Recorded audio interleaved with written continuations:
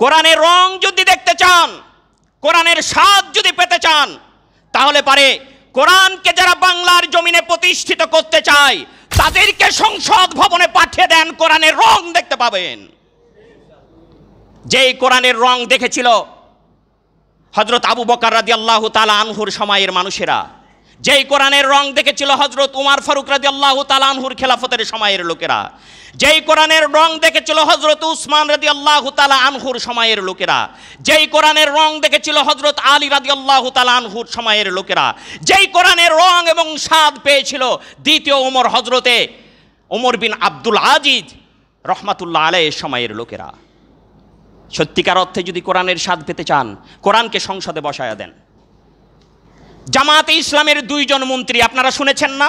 এখানে তো অনেক দলের লোক থাকতে পারেন, সত্যকে কি অস্বীকার করা যাবে?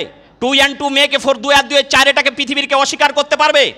আজকে পর্যন্ত আওয়ামী লীগের কোনো মন্ত্রী পর্যন্ত বলতে পারে নাই যে সমাজ কল্যাণ মন্ত্রী আলী আহসান মোহাম্মদ মুজাহিদ 5 পয়সার দুর্নীতি করে গিয়েছেন, দেখিয়েছেন, পেরেছে?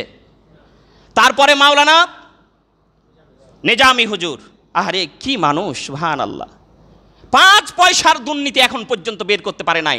তাদেরকে ফাঁসি দেওয়া হলো অদৃশ্য একটা কথা বলে, যুদ্ধ অপরাধী, অন্য কিছু পাইল না, যুদ্ধ অপরাধী। এখন কে যুদ্ধ অপরাধী আল্লাহ তাআলা প্রমাণ করে দিবে।